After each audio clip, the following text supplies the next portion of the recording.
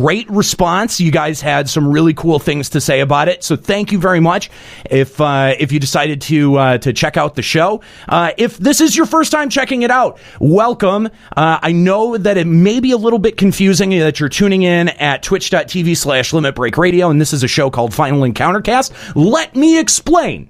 Okay, this show is produced by a group. We do another show called Limit Break Radio, and it's a Final Fantasy XIV show, and our fans are so awesome and so generous that they've supported us at a level where we're able to produce new content for things that are not necessarily FF14 related. And the thing that we get asked to do, usually more often than not, is talk about other video games. And so that's what we're here to do. That's the point of Final Encountercast. And we'd like to welcome you to the show. Hopefully, if you're just passing by and you like what we do, you'll give us a follow, come back, and join us for other things. But in between the last show and this show, we have officially launched our website. You can find that at finalencountercast.com. There's not a lot there. There's only a couple of blog posts and the first episode, but that's where all future episodes of Final Encountercast will be found. So if fanboy rants and raves. Yeah, I'm sure that we'll fill up the blog too and everything. But you can go there, check it out. All of our new shows will be posted up there. For a while, we'll probably cross-post stuff to Limit Break Radio just to make sure that anyone who would be interested in this, is notified of it. So we can harvest as many downloads as humanly possible. And then at some point, we'll pretty much separate the two websites. And yeah, but head over there. It's pretty cool what we've got set up, and we definitely encourage you to hang out and check it out. So. This is, I don't know, does anyone else feel a little bit weird? I still feel a little bit weird with the cameras. I'm still not used to the cameras. I feel like having streamed, doing some streaming helps prepare for your... Yeah, this isn't that big a deal. Keep the face on. Yeah. I like it when you actually have the cameras up so we can see, though. I don't know, does that distract you? Yeah, I find myself looking at myself way too much. I'm like... That's fine. They have no idea that you're doing it. Normally in the Twitch... chat, I'll have chat only up, but when we're doing Final Encountercast, I have the video up too. It helps you get a sense of what you're doing. I don't know. To me, it doesn't distract me. It just I look at it. I'm like, all right, yeah, cool. I look good. By the way, we apologize for being down a camera. Yes, that's something that should, of course, if you're if you're watching and not just doing the audio only thing or listening on the podcast at finalencountercast.com, you'll notice that yes, we unfortunately have a dead camera. So rest in peace, Cam. The Silent Hill camera died. The Silent Hill camera is no more, and so we have crammed Kristoff and Callie onto one camera, and so we're just going to be down a camera for today. Hand check. Hand check. By the way, I don't know if you two know this about Kristoff. Saw 2 hands. Yeah, and they were both mine.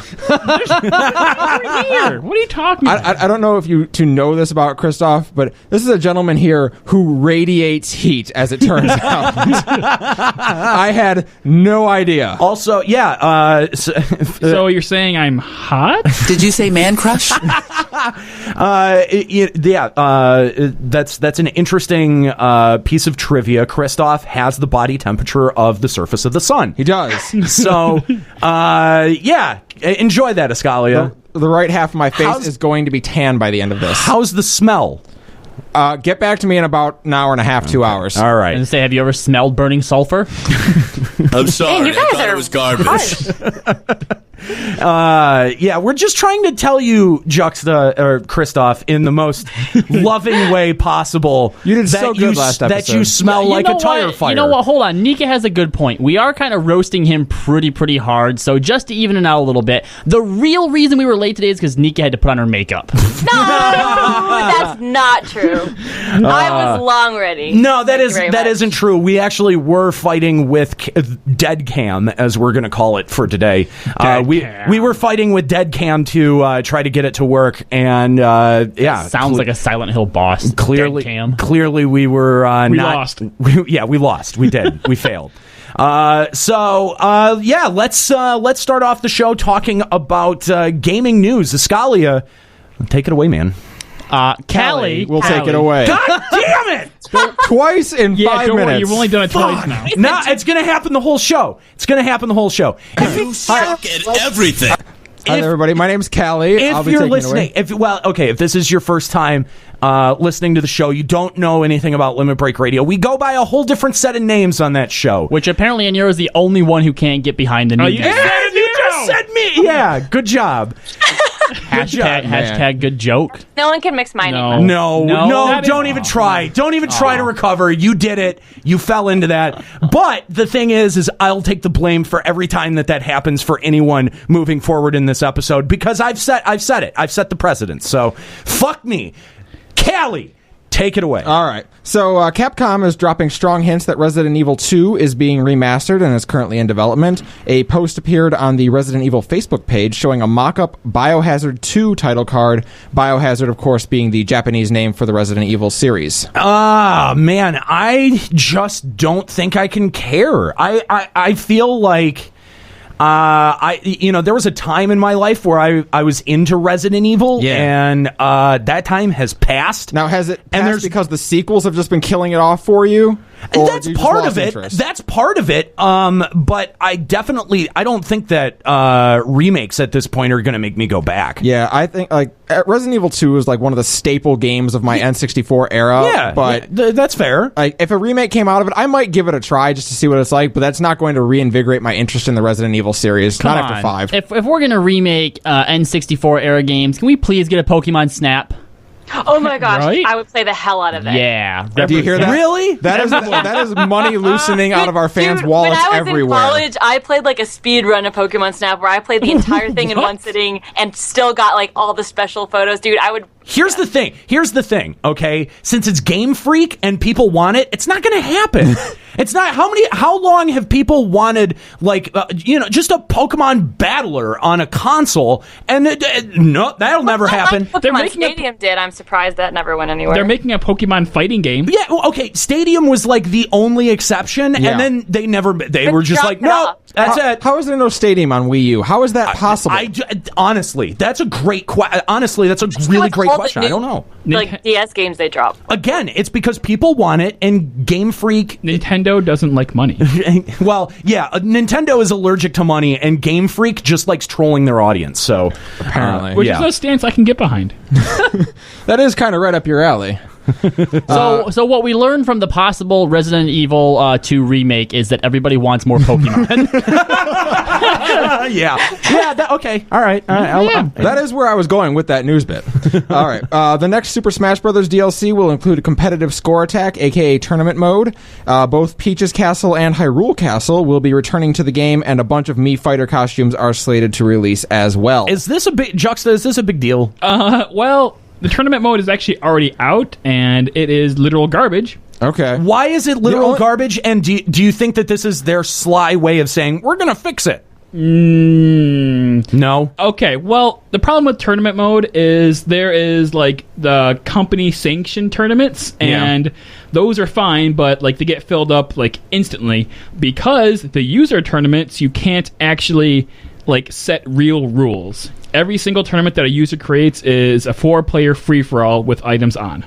I love items. And you can't do like 1v1s or have like a single elimination tournament brackets or Is this something- literally anything that tournament players want. Is this something that they could fix if they wanted to? Yes. Okay. This is like Again, the a aforementioned super- not liking I money saw issue. a picture for all the Mii outfits though, and they've got some cool ones coming. The only thing in that update that like I really was kind of excited about was Hyrule Castle coming back. That was my favorite Yeah. level in 64. Oh, I so love that one. That's I mean, And that was Peach's cool. Castle. Yeah, Peach's Castle was yeah, good, too. I could see that. Those were way overdue for a remake in a new game. Yeah, fair enough. Sony will be adding a vote to play for PlayStation Plus subscribers. Users will vote from a predetermined list, with the winner being the game that is available for PS Plus subscribers, and the runners-up going up at a discount. Who is going to use this exactly? No, I was thinking, why isn't that a thing already? Because But PS Plus gets lots of free games for download, but they're always like random crap. So this way, you actually know what people want. I just don't. I don't understand who and under what situation is anyone going to use something like this? Like PS Plus, like now we're going to be able to vote on which random crap game we want. Yeah, that's But some of them that's are what I was free. going Oh, for. it's for the free game for PlayStation. Yeah, Oh, yeah, okay. yeah. All right. I get it. Never mind. So that I'm way dumb. you know which one you're getting. I'm dumb. Yeah. I thought vote to play was like you could like be like, hey friends, what game should I play next? And then have your friends vote on what game. Literally nobody else no. thought that. Yeah, that's really. Wow, Nate. I know on our other show we just ignore Callie, but if he's doing the news segment, you have to pay him a little bit of attention. Okay, that's He's like, that's fair. Okay, no, you're right. I got that. okay. Yeah, we can do that. I don't know. I guess that's better than the current. But like he said, it's still a predetermined list. It so, is. Yeah, it's so just me, which crap do you want? Yeah, select your crap from this list of Some crap. of them are fun though. I was every playing the once in a ones my while, sister because had. Xbox They're Gold cute. does the same thing, right? Yeah, So yeah. when they first started, there was some cool games up, but I just saw That's the thing is- a headline the other day, and like the one coming for August is like Motocross. Who the fuck cares? And that's the thing is that PlayStation Plus, at one time, I used to say that was the best deal in gaming because they put actual games that you wanted to play on Yeah. the PlayStation Plus download list. That hasn't happened in like 4 months. I actually subscribed to PS Plus at the beginning, and it was pretty bad. It was There great cool stuff in Yeah. there. I have great games that I will probably never play on my download Same list. thing for games for gold. Yeah. Yeah, and in the last 4 or 5 months, that shit has just fallen off the map. Because and I felt like I was getting a lot more out of it because I was getting the PS3 games and the Vita games. So I was I Double dipping. Yeah, and then when the PS4 came out, it sort of felt like you could triple dip, but then they started tapering off. I think they had one good month at when the PS4 first came out, and there was like Outlast for free for PS4, and there was some still pretty decent Vita and PS3 stuff, and then it just went right down the crapper. So way to go, Sony! Way to go! Yeah. The next expansion for World of Warcraft is expected to be announced on August 6th of this year. No official word yet as to what the expansion may entail. And no, So it's a general Yay! gaming show. We have to talk about it. I'm sorry. It's news in the general gaming world. I know. If it was Is LVR, it- we wouldn't talk about it. Is it that time already? Well, how long has it been since the last one was released? I don't know. well, yeah, I It's mean, been like 3 weeks. it makes sense. It is an odd, even year, so they're going to announce the new expansion next year. They'll release it. a whole year. So basically, the last patch just dropped, and WoW has nothing to look forward to for an entire year. Well, to be fair, the new players have to build up their Myville farm. I mean, Farmville. I mean, Garrison. Damn it. Oh, jeez. You tried, man. You almost got through that. Yeah. Oh, man. Windows 10 has officially released, and so far it appears to be drawing a strong influence from the more popular Windows 7. Reviews have generally been popular, though the operating system does suffer from some technical bugs. Most reviewers state that these bugs are the sort of issues commonly found in new operating systems. Yeah, and I mean, I guess that's fair. There's been some functionality issues where a lot of software doesn't run correctly. Right. And Things I we're mean, used to seeing in a new operating system. and you know, and developers are usually pretty quick to address those things. So hopefully, people won't get left in the dark on too many things. But I'm not making the switch. I at had least not that for a free while. upgrade for Windows 10, but I've been hesitant to click that button. It's like down. It's down there taunting me, like I you wa- have an upgrade. I I wa- wonder why. Yeah, I watched Kyle using it on his computer. To me, it's an upgrade over Windows 8. I don't know if it is over Windows 7. I mean, I know some people who play our MMO we play at 14 has been telling me that like sometimes bosses will just disappear when they're using Windows 10. God I was damn. like, oh, that's nice. So I'm kind of waiting till they work out all the kinks before I. My cat Switch likes to over. get up on my computer desk and nearly push over my monitor, and I'm pretty sure that's an upgrade to Windows 8. I don't mind Windows 8. Oh, I can't fucking stand it. Whenever my mom calls me up for computer help, my computer's blah, blah, blah, blah. She has Windows 8. I'm like, you have to take it into the shop. I cannot get over there. I'm not dealing with I'm this. so busy. I'm not busy at all. I don't blame. Said I wasn't a drama queen. I don't blame you at all. I mean Why do people Windows like, drives me fucking nuts. like? Why do people upgrade to the newest operating system when it comes out? Right Like, out of the gate. Why When- wouldn't you wait especially for a when patch? what you have works so well. Yeah. Like Yeah. I understand upgrading to Windows 10, 4, 5, 6 months down the line Yeah. when everything is fixed. If you had Windows Vista, I might recommend going straight to 7 when it came out, but outside of that, I did that. yeah, I did too. That's probably fair, but again, Yeah. Vista. So, this sucked. Yeah. In some Square Enix news, Final Fantasy Explorers has been confirmed for a Western release. The Monster Hunter-esque Final Fantasy game will be coming in January of 2016. Yeah. So Juxta actually sent us on a post on our Facebook, like, hey, everybody, let's get this. And everyone's like, yeah, fuck yeah, I'm in. And then, of course, Nika, what's it even about? I've never heard of it. I don't know why. Who cares? It looks awesome. Nobody's heard of it. I haven't heard of this. I was like, ooh, what's this game? It's Wow, got Final this- Fantasy in the title, and we're corporate shills. Let's go. Wow, this looks really good. There's all these like random Final Fantasy spin-offs that come out that I feel like are really hyped, and then as soon as they're out, no one talks about them. Crisis Core. Oh, wait. Wait, Crisis Core was good. If you say so. Wow, you're the only people I know that have a negative reaction to that Nika. To Crisis Core? Really? I am like Yeah. the Final Fantasy set, just like everything, okay? I love Dirge of Cerberus, and I never finished Crisis Core. Oh, I'm sorry. I have it. We I have to actually have a have discussion it. at a later date about this. Is it because, spoiler alert, you know every plot point of the fucking game as soon as you hit That's start? what makes it good. No. The battle system was fun, and like the story was fleshed out. And I I still don't cried know. at the That end. whole like fucking slot thing. It was fun, Yeah. and the music was awesome. And later day, we will have this. Yeah. Yeah. Meh. This is a figure out conversation we about will this. never have. Meh. Meh. Arnie Roth, the conductor for Distant Worlds. Our good friend Arnie Roth. Absolutely. We are not friends with Arnie Roth. Shut She up. does They don't know. not They don't know that. They don't know that. Shut up.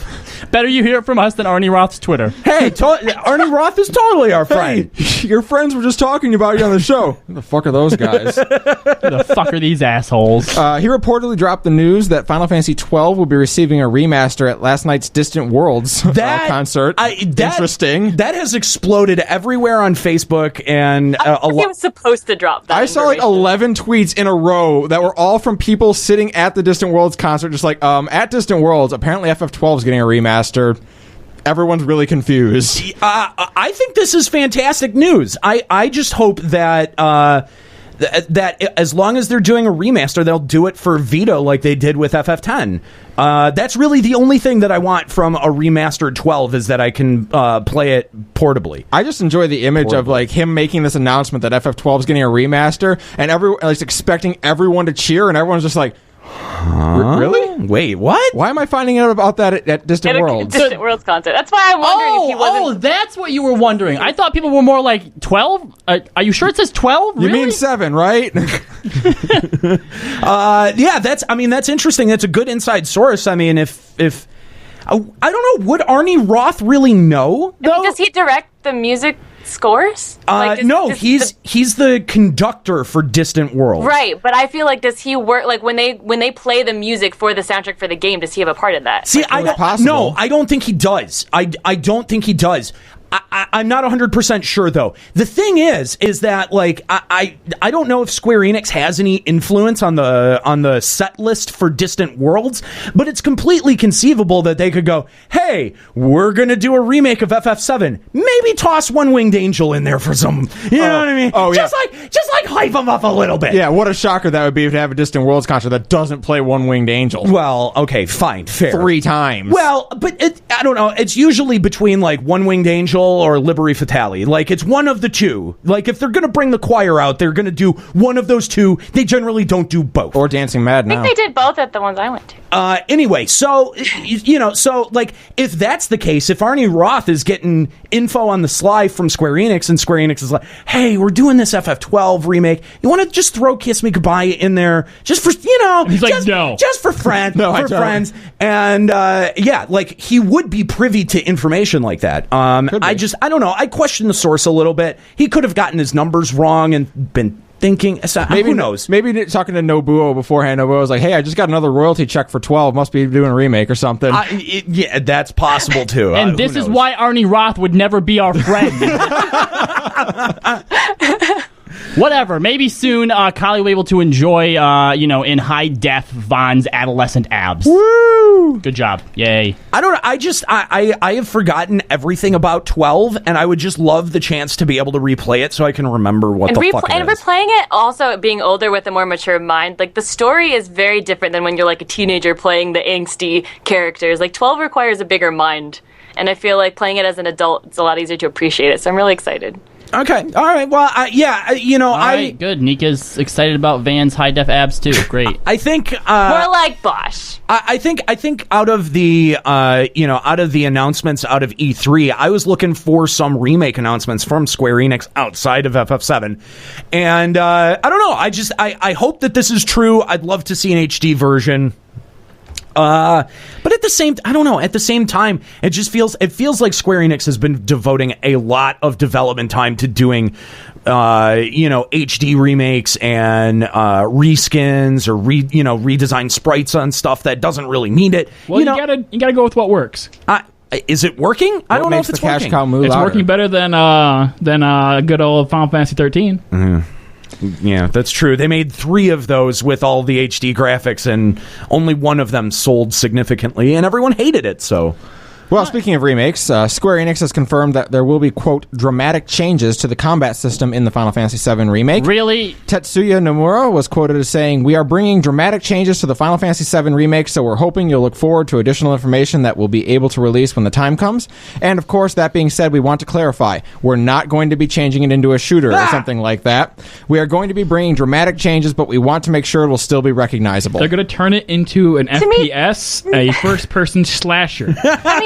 I'm going to let you guys have this one, but this whole FF7 every episode better not become a thing, or there's going to be worse. I'm sorry. We're a gaming show, and you don't want us to talk about the FF7 remake? Every fucking time? No. Well, there was a new quote. It has to be said. new. It's been a month. That It's was been a said month. last time. We knew they were Yeah. overhauling the attack system. The Yeah, fucking I think we did battle know system. I don't think they needed to confirm that for us to be Honestly, able to as assume long as it. they just make it modern and they don't change. They said they still want to make it recognizable, so they're not going to make it something like a whole new system, like adding a sphere grid thing. Like it'll still be materia, it'll still be similar, but just more modern. Which I think they have all the tools in their arsenal to do it correctly. They just have to.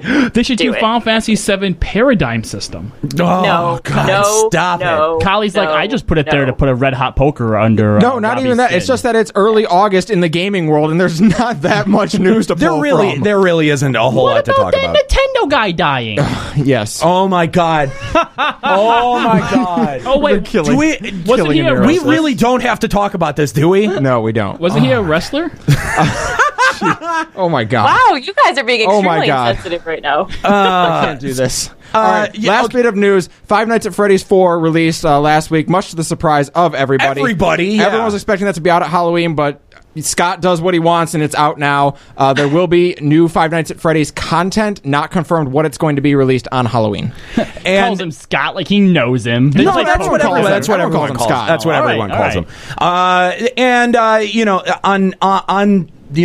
the heels of that, go ahead and describe what the setting of the game is for anyone familiar with the FNAF universe. So the set of Five Nights at Freddy's 4? The setting is takes place 5 nights before the Bite of 87, effectively. So it's 5 nights before that.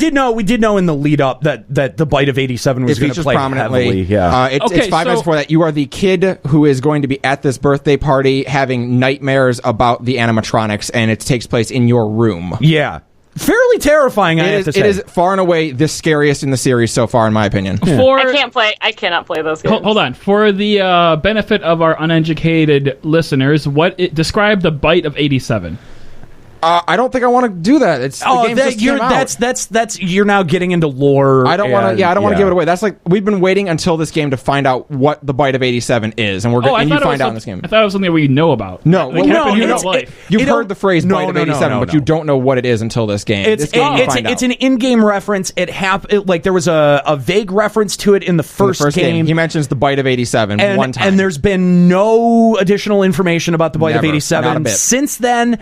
And now in FNAF 4, you find out what exactly the Bite was. It was the last bit of lore that was really completely unexplained. But I lost this interest. It's fine.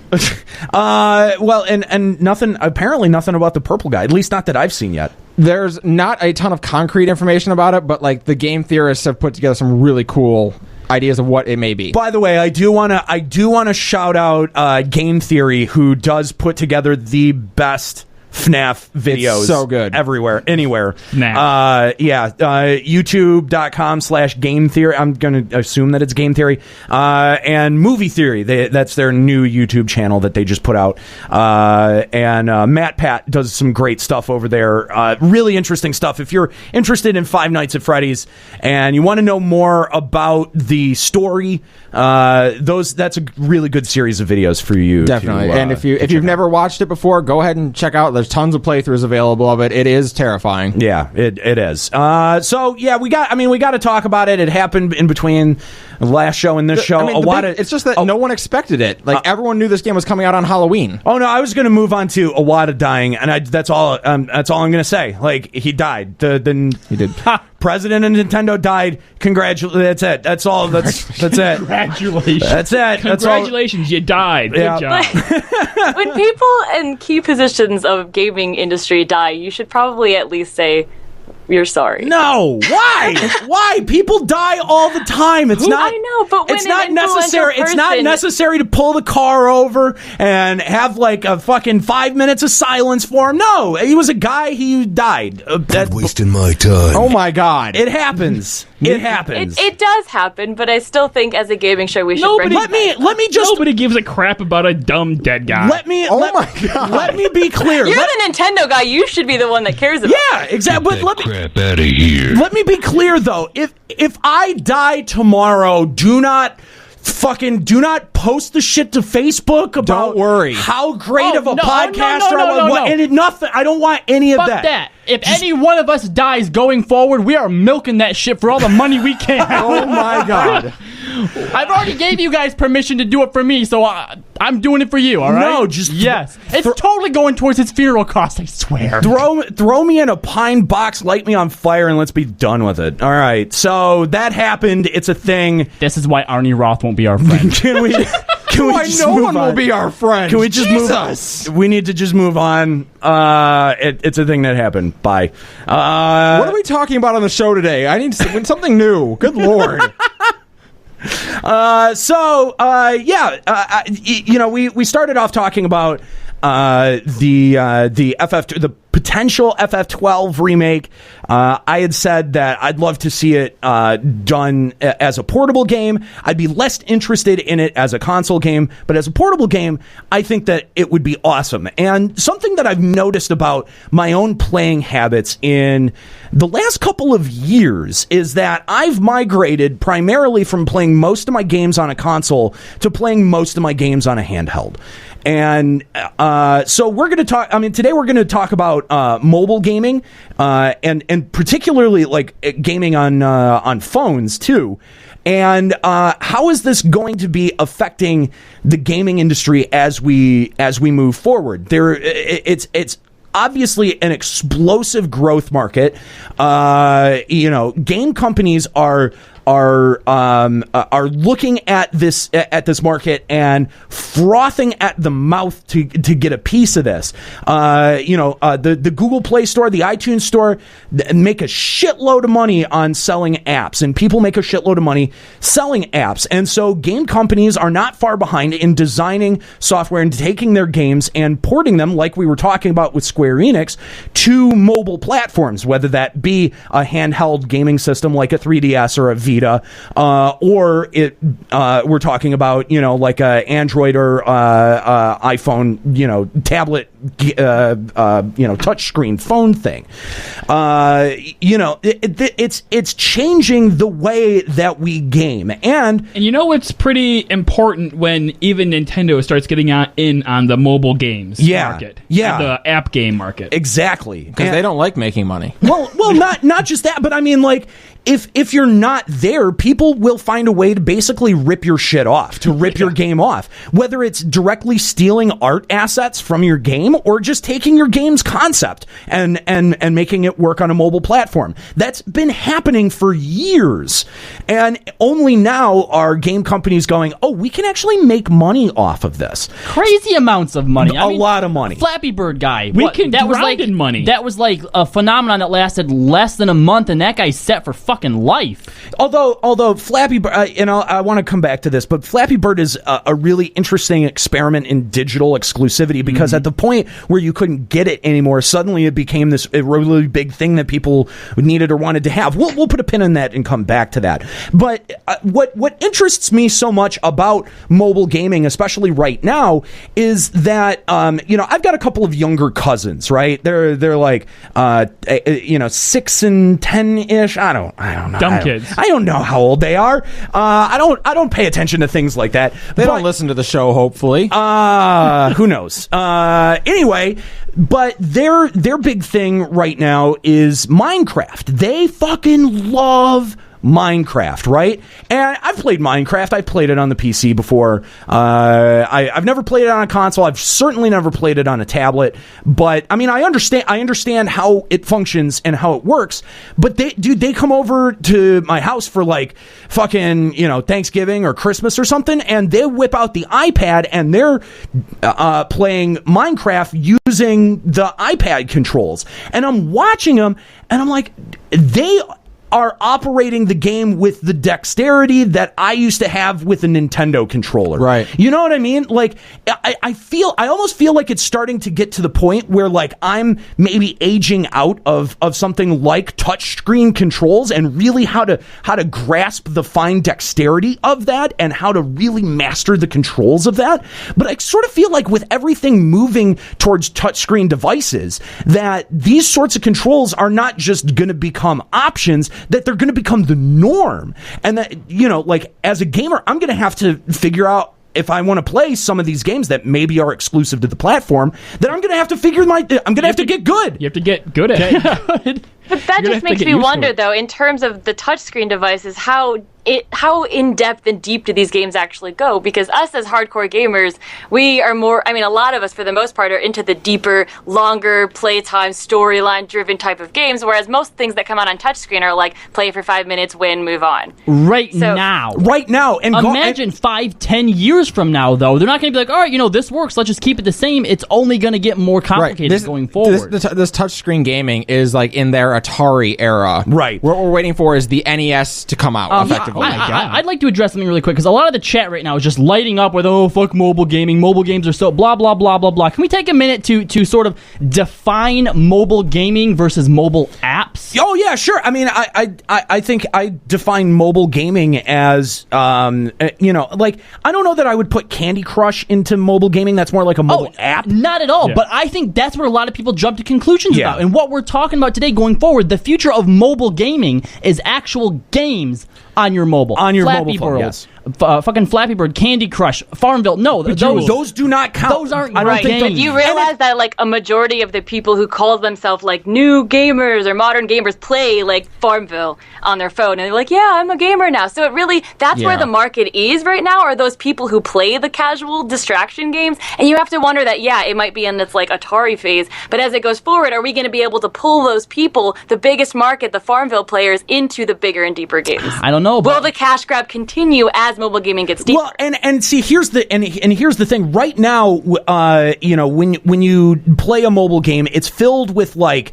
a lot of these like microtransactions or buy a gem, refill your stamina. Yeah, exactly. Those sorts of things. And at some point, while that's showing to be a pretty effective model, at some point people are going to get pretty savvy and wise to it and either quit playing those games or they're just going to move on to other things. But that market there is going to hit a saturation point, right? Where these sort of shitty, Clash of Clans. Clash of Clans is huge. Well, it is huge, and but like. There's going to come a point where there's going to be so many of these shit games that exist that people are going to get wise and just move the hell off of them.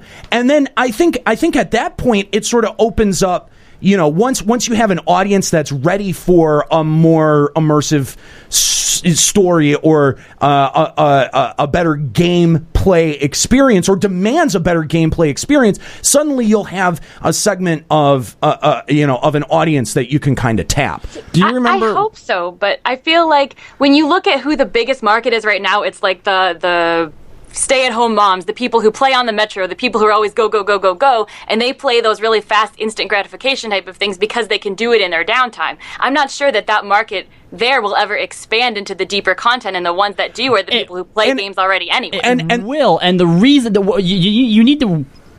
Man, you really need to open up your scope right now, because first of all, one of the reasons that this topic, I think, is so interesting to us, all those apps and games and crap that are out there right now, who's making those? If you've seen Silicon Valley... A lot of unknown developers. Exactly. It's a bunch of dudes like in their basement or in these little indie things. Yeah. When you actually get real game companies putting real funding into this stuff, it's going to explode. And look at Japan. Yeah, I think... And Korea. It's fucking huge over there. Yeah. The mobile market is absolutely and it's not mammoth. Just stay-at-home moms and little kids. Like it's competitive as fuck over there. And here's what my point was: as long as game companies see the value in mobile gaming and are not just enticed by microtransactions and want to establish what their company stands for, which is, we would presume, if it's companies like Square Enix or EA, that they want their maybe not EA, but they want their product to stand for quality. Definitely not EA. No. BioWare, there's a better one. I'm just trying to think. Ubisoft. Ubisoft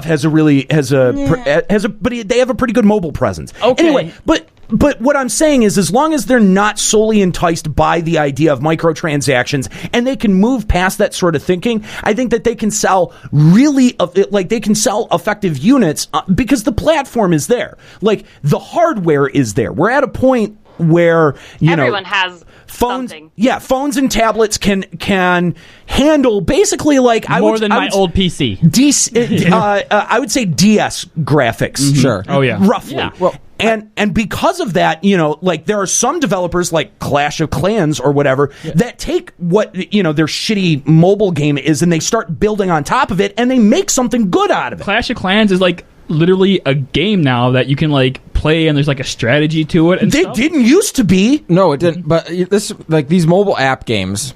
It's kind of a fad, and it's something we've seen in the past before. Do you guys remember, probably about 10, 12 years ago, those website games that you could log in, you make an account, and you might get an extra army unit every day, and you could go and attack someone else on the site and take their shit? No, I never wasted my time with anything like that. But this. those were big for a while, is what I mean. That was a fad for a time. A lot of people were doing that, even if you didn't. A lot of people were. MUDs, I think it were. MUDs, yeah, right? Yeah. I played those. Those are fun. Yeah.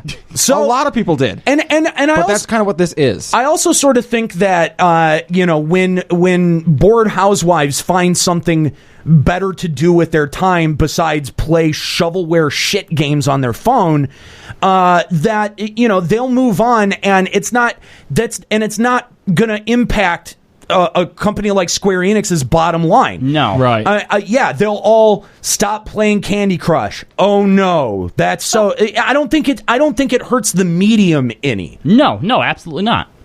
And until as long as video game companies can sort of get past that sort of narrow-minded microtrans thinking that's the only way to make profit out of these things. It's a good way to make profit. It is a good way to make profit. Don't get me wrong, but it's not. It can't be the focal point. Well, no, obviously. Yeah. And I don't think that's something that they're ever going to just completely be like, all right, done with microtransactions. That's always going to be there, but you can't make it a staple of it. Take Final Fantasy Record Keepers, which since it came out, me and Christoph have literally dedicated probably more hours to playing that, honestly, than I have to 14. Yeah. And you don't have to pay for it, okay? You can, and you get shit a lot quicker, but you don't have to. And in my entire life as a gamer, there have been 3 games that I would classify in the mobile-y Facebook sort of realm to grab my attention.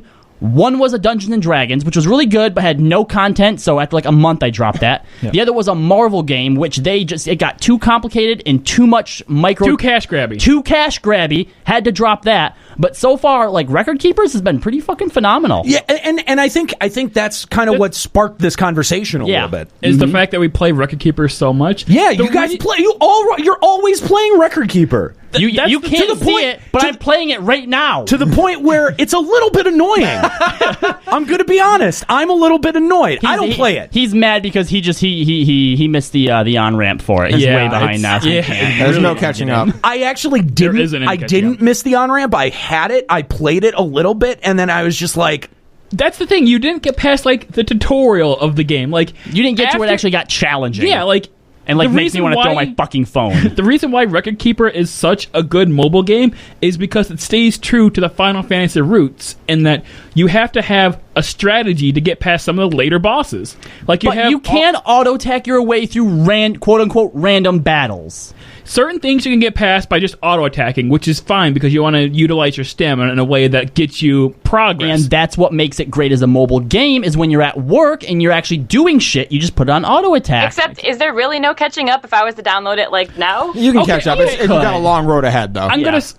Because I didn't have space on my phone when I first got it. Now that I have space, She's like, I am really want it, screwed? guys. Okay, no, you're gonna be behind, yes, but like you can be in a place where you can catch up and you can start being competitive. I mean, it's not even really quote competitive because there's no PvP or anything. But no, if you start playing right now and you start like doing stuff, you're gonna have fun. You're gonna go through it. You're gonna like catch up and stuff. It's not gonna be like you're gone forever and you can't ever win in the game. And someone in the chat now, Teddy FF14 says, "How is Final Fantasy Record Keeper a game and not an app?" Because it has Final Fantasy and we like it. no. For me, what makes this a game as opposed to an app is when I think of apps, I think of Flappy Bird. Tap, tap, tap, tap, tap, See, tap, I tap, consider tap. that more of a game. Angry Birds, the same thing, just shooting fucking birds through a hoop, or Temple Run. You're just fucking running in directions. Yeah, but there's no like complexity to it. Yeah, there's no complexity to Mario, but that's still a fucking game. No, okay. You're running from one end of the screen to I the think other my and jumping definition over of bad app is guys. different. There's I different- always think of app as something that like helps you do something, like a flashlight app. I Something think- that, that supplements. I think anything you play on your phone is a game. You just download it. I think it may have been short-sighted to try to put these into two binary categories. Because Robbie calls Pac-Man an app. Anytime you try to justify it, anyone's going to go, well, how is that? Well, nowadays, you know what? Pac-Man would be an app. Yeah, There it you is an app. go. No, okay. The difference I is think it's highly subjective. Sure, I think it what the is. answer Sure. is. It is. the difference between mobile games and mobile apps for me is that if there's like no progression. Okay, because like Final Fantasy Record Keepers has progression, it has different strategies, it has bosses, it has mechanics. Flappy Bird, you're gonna flap your wings a couple times, and then you're gonna get hit by a wall, and then the game starts over. There's nothing. That's to what happens the when game. you play Flappy Bird. Even the best Flappy Birdist is gonna hit a wall eventually, and then it's gonna start from level 0. No, I think that's great. So your I think definition that's of a perfect game because has save feature. Has progression. progression. I think that's good. It has actual progression and Clash mechanics, of and Clash- things change. Because, for example, you know what? Nowadays, you can put fucking Pokemon Red onto a phone. Does that make it an app? No, Pokemon's a fucking game. Okay, so basically what you're saying is your experience with the game 6 months down the line is different than your experience on day one. Yeah. Okay. And like Clash of Clans is a game because there's different units, different strategies. Oh god, I'm gonna throw my sister under the bus. She was playing Clash of Clans, and I'm sorry, Laura. And Does she listen to the show? sometimes Okay. Is rent gonna go up because of this? it could be. And through one reason or another, she lost her guild, and she loved her guild. Like they would talk, they would communicate. And she like quit her guild, or she got deleted from her guild, or something. And she loved that guild. And I'm sorry, Laura. And she cried for like 2 or 3 days. Oh no! I'm sorry. And she can't find that guild again because there's like no guild search function, I guess. Nate, you're going to be getting a call from Robbie like, I need a place to stay. We got kicked Why out. didn't you just tell this story and be like, this person I know online? Why'd you have to throw your sister under the bus? To show that desperate housewives at home play this game. Oh my God!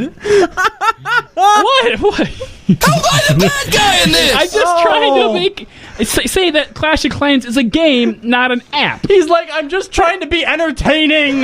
But this what is you're how saying, comedians do it. is that anything that would have been on an arcade originally is now an app. That's a completely different era, though, like a completely different time frame. Like That's why I think it's really short-sighted to try to boil this down into two categories like this. I think that really anything qualifies as a game that calls itself a game. Okay, well, fine. There's two categories: mobile gaming and stupid Flash games. That's just I don't know that Pac-Man that's, labeled a stupid Flash game. Again, Yes. I think that's highly subjective, man. Fine, it can be subjective, But we're right. but your subjection is wrong. Okay. No. All right, whatever. Question mark.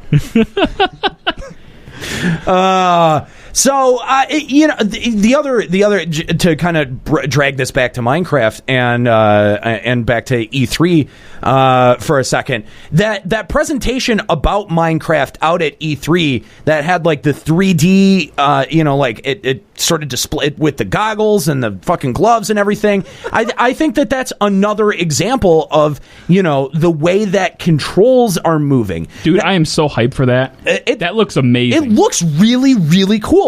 Now, but I mean, like, what do you guys think about the efficacy of, like, touchscreen controls? It's something that whenever I try to play a game, it's one of the things that hinders me from playing games or trying to play specifically emulated games. Final Fantasy games on my We've phone. reached that age of we're too old, and it's those crazy kids generation with all their touchscreen gaming. It is really like a big culture shock to move with like the touchscreen as a directional pad, because I feel like I should like stop somewhere, but I just like keep sliding my thumb off the. I also feel like I'm covering up UI information. Yeah, as well. that too, and like my phone gets really dirty. Yeah. But if you look at it, like the super kids gross. nowadays grow up with this, so they're not going to know anything. Exactly, and that's the thing, is that because they have the context for it, is that it just Not it's even second. just the context. Learning to do that stuff at a younger age is just easier because you're still developing those neural pathways. I mean, my 2-year-old cousin will and not even 2 years old, will sit there, even like the little puzzle games, but he can swipe side to side, click on the game, click on the puzzle, and move the puzzle pieces, and he's not even 2. And I'm like, this just blows my mind. I really want to do an experiment now, because I feel like the hardest controller type to duplicate on a touch screen would be a Nintendo 64 controller, right? Like that would be that would be insane, right? Like, but I wonder if you gave an N64 emulator on an iPad to a kid and said, "Make it play," would they be able to play GoldenEye?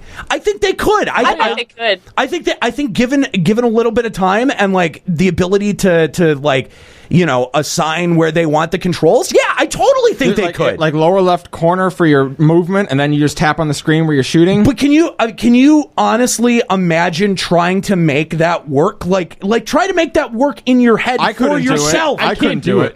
I'm mad thinking about it. I'm Get off my lawn! We're old. I know, and like it sort of makes me think back to the days where I was a kid and learning to play Mario, and I would play Mario, and like I'd get to like the 3rd level, and my dad would be like, "How the fuck did you do that?" And I'd give the controller to him, literally run and jump button, and he'd die instantly. Like he's like, I don't understand this shit. I know what he was feeling now. Yes, I did that not a week ago. I apologized to my dad for telling him that he sucked at video games when he was a kid, because I sat there watching my nephew obliterate his little touchpad game. And I'm just like, nothing will make you feel older than watching a kid play a game on a fucking touchpad device. I swear. Now, on the other end of the spectrum there, that same nephew decided that he wanted to try and play some older games. We played a little bit of Perfect Dark, and he thought he was going to school me. No. Class was in session. It's time for him to learn some manners. So basically, what happened to you was you just did the setup for the movie. You know what it was? His eyes probably couldn't adjust to the shitty resolution of a Nintendo 64. Who's the ugly man over there? That's Joanna Dark, you plebe. She's a beautiful woman. Oh my god! Right? Yeah. No, that sounds right. That sounds legit. But But yeah, I mean, like, I feel like I watch, like when I watch it happen, like I just feel I feel so fucking old, and it's sort of, I sort of have to wonder, like, is this the thing? Like, are we now going to move into a space where controllers are just they become a bygone thing? You know what? I'm just gonna skip over the touchpad stuff and wait for the whole 3D. Let's just wait for VR to be ready to go. Just jump right into the virtual reality. Go to that? I'm gonna go to the cerebral stuff. I kind of feel like that's going to be even more of a culture shock, though. I think the kids now. You're just I gonna think plug it even into your still, head. the kids today will pick up that a lot easier than we will, just because they're so used to the not having the controller in there. Well, first of all, Nero's never going to get to that cerebral phase because the government stuff is just, he's not going to be able to move past the whole conspiracy of it all. I'm not giving you my location, letting you plug into my cerebrum. Hang on. What? Hang on. Are you shitting me? If I got internet in my brain, I'd be the first motherfucker in that line. But Obama would know all of your thoughts. That's fine. I will. He's going to know when you masturbate. I will read that security agreement just like I read all of the fucking iTunes stuff. I never read a word of that. I'm just like, agree. Yeah, sure. I'll give you my firstborn child. I don't care. Yeah, sure. Whatever. And I'll do the same thing. I'll be the first one in line. I'll sign it. Oh, there's a 30% chance I could die and end up brain die. Fuck it. Fine. That's just fine. I need to play Mind Pokemon. Yeah, just throw the fucking USB jack in the back of my head and let's fucking go. How many people saw Kingsman? That was the plot to Kingsman. Internet in your head and the little things blew up. Spoilers. I would do that. I would honestly. I would totally. I don't see any downside. I want Ghost in the Shell now. That's what I want. He wants to be Ghost in the Shell. That's right. All right. He wants to be at Freddy's for 5 nights. Oh, God. Oh, that would be terrifying. There's no off switch. Dude, people have already been talking about trying to port Five Nights at Freddy's onto the Oculus Rift, and I just can't fathom how horrifying that would be. So there have been some media gushings over 13.5 million PS4s versus 12 million to 14 million iPads per quarter, 10 million iPhones in a weekend. Microsoft is selling nearly 1 billion Surfaces, and especially because the Microsoft 10, the Windows 10 platform has so many mobile capabilities to it, where you can you can throw your image on your Xbox One to your Windows 10 device for some reason. If you want to do that, I don't know why you would want to do that. Because why not? I guess. I don't know. I can't. It's all about because you can. Because that's what I want to do. I want to spend a ton of money on my gaming PC and get the same graphics from my console sent to my gaming PC. That makes sense. Let's go back a step. I think that those numbers are really indicative of what kind of hardware is out there. And the other thing is that Vitas and 3DSs and PS4s and Xbox Ones, these are primarily gaming machines. Like, yeah, PS4s and Xbox Ones have some additional media capabilities, but they're primarily being bought for people to play games on. And iPads, Surfaces, yes. they're being bought with a whole bunch of different intentions, not just to play games on. But what people are finding is that once they have the devices in their hands, once they're done reading their book, or once they're done face stalking their ex, boyfriend or girlfriend, they want something else to do, and they end up Candy Crushing or whatever. Can you imagine if some of those casual people ended up being exposed in the end to good games? Like, maybe that would actually help them make the jump into becoming a gamer or finding something within gaming that they like. That's not true. Not just crushing candies. Just because people do that doesn't mean that if exposed to it, they could. I mean, for example, right. Our beneficiary's mom plays MMOs, has been playing just as long as we have, right? Because of her. Yeah. Has more money than I do.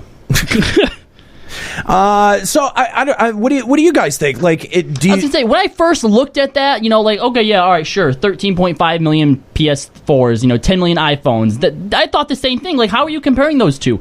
Specifically, when you buy a PS4, you're buying it because you're a gamer. Right. Whereas construction workers, elementary school teachers, gamers, drug dealers, they all need iPhones, whether they're gaming or not. So that's not really a fair thing to compare it to. But that's the thing. That's the market. Like, that's a huge, huge market of people that could potentially be gamers after exposed to a good game. Yeah. If you're talking about trying to expand your influence, that's where you're looking. Right. If you're trying Everyone about has retaining, one already. So. Right. Whereas Well- for the PS4, you're trying to sell it to people. Everyone has a smartphone of some form, shape, or form. And that sort of limits your audience when it comes to being able to market your software, right? Like, that's why console exclusive games have gone by the wayside. We don't see those very often. The closest that we saw to that we see to console exclusives anymore is that a console will get a game, a title for a year exclusive, and then it'll start going to other platforms, or it has to be developed in-house by either Sony or Microsoft to be able to qualify for that. Because the idea is you're limiting yourself. Yeah, you're cutting your audience in half. Yeah, Bayonetta 2, get on it. And well, yeah, that's a great point. That's a sad one. It is really a sad one. And why to Nintendo of all places? Like, fucking really? How big was must the have had a bag big of money? deal. No, you know what? I bet they lost a bet. That's what happened. No, I bet the bet was I bet you can't make a game, or I bet you I don't know. We could sell anything on the Wii. We can name a game. We'll sell it on the Wii. Go ahead, do it. Fine. Bayonetta. Or Shit. or Platinum Games got all cocky, like, yeah, we could sell Bayonetta on any platform. It doesn't matter. Yeah, fuck it, make it Wii U exclusive. Fine, we will. Now they're too deep in. They can't back out of it now. We're gonna put her tits all over the Wii U. God. Let's make a Wii U exclusive console with silicone breasts that you can fondle on the side of it. Because we're Nintendo. Why not? We don't make decisions based on money. We just make decisions. No, the whole concept came down to a large bag of money being handed from one team to another. That's the whole thing. Maybe. Because there's no way that Platinum Games sat down and said, guys, Bayonetta 2, it's happening. We've got green light. We are developing this game. We just got to figure out what system we're going to put it on exclusively. And someone in that studio was not like, guys, Wii U, let's do it. Get it out. We're going to drive Green the light Wii that U bitch. sales. But I think that actually brings a much more important question to light, which is, if you're building a game to be on a console platform, right? Like, if you're building a game for gamers, there are certain expectations that gamers have from the games that they want to play, right? Yes. I'd say that that's fair.